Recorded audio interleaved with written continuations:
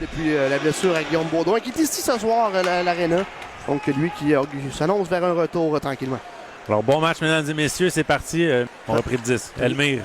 Tommy Lavallée va t'aimer, mais c'est Tommy Lafontaine, David. Closé s'amène devant Gilna. Bel arrêt de Gilna. Là, j'ai dit, c'est celui qui avait le C du capitaine ce soir pour Thetford. Là encore, un revirement. Beauvillier qui est seul devant le filet. Il a tiré le but. Francis Beauvillier, le Sorellois qui vient marquer un but devant les partisans de sa ville, mais pour l'équipe adverse. Lui qui s'est retrouvé seul devant Marc-Antoine Gélina. Lalonde.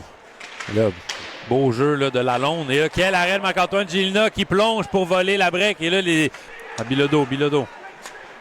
Je pense à Morissette qui laisse pour Heinz. Quel beau jeu. Heinz qui va d'un tir. Je pense que Cadorette a touché à ce tir-là.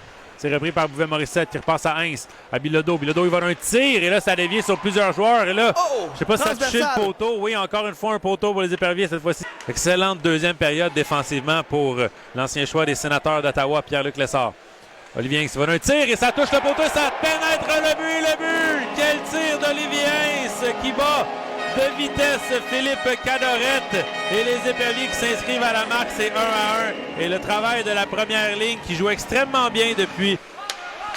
C'est Paul Barry qui avait réagi fortement face à ça. Et là, quelle passe de Lausier, quel but de Francis Beauvillier, son deuxième du match. Une passe lobée parfaite de Christophe Lausier.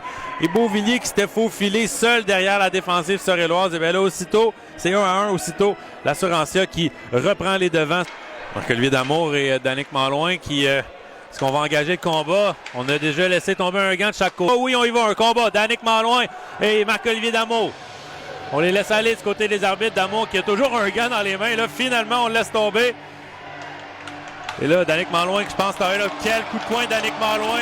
Marc-Olivier Damour qui tombe sur le sol. Et on n'a pas fini de discuter entre les deux joueurs alors que Damour revient sur ses patins. Je pense que du côté de Danick Malouin... Touché au disque en premier, vraiment encore une fois derrière le filet. Quelle mise en échec de Gabriel Paquin-Boudreau sur Maxime Lecourt. Bataille pour le disque. Là, une bonne mise en échec de Boivin sur Poirier. Et là, Yann Joseph qui tente de s'en prendre à Antoine Waked. Est-ce que les deux 97 vont laisser tomber les gants? Ils cherchent à s'en prendre à Waked.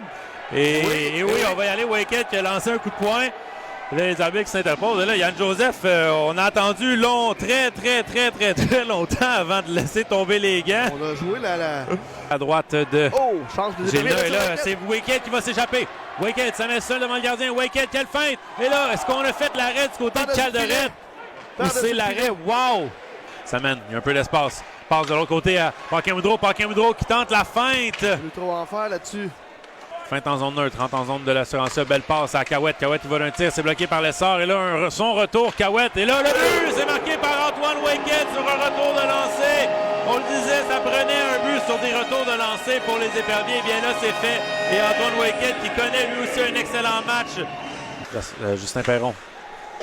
Plaqué par Julien Ball.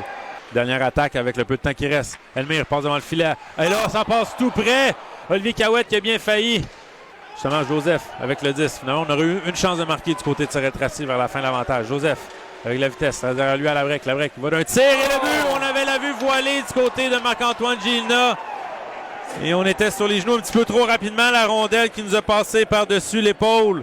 Et bien là, l'Assurantia, après un désavantage numérique quasi parfait, il va d'un tir parce qu'il ne reste pas beaucoup de temps. Il reste 8 secondes. La rondelle qui est derrière le but.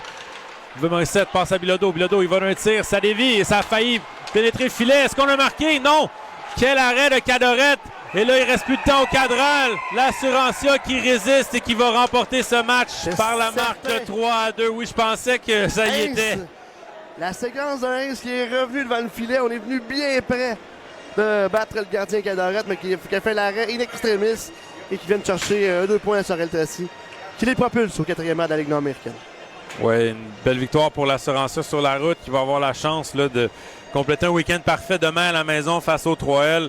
Et là, vraiment, je pense que du côté de Sorel-Tracy, un autre match.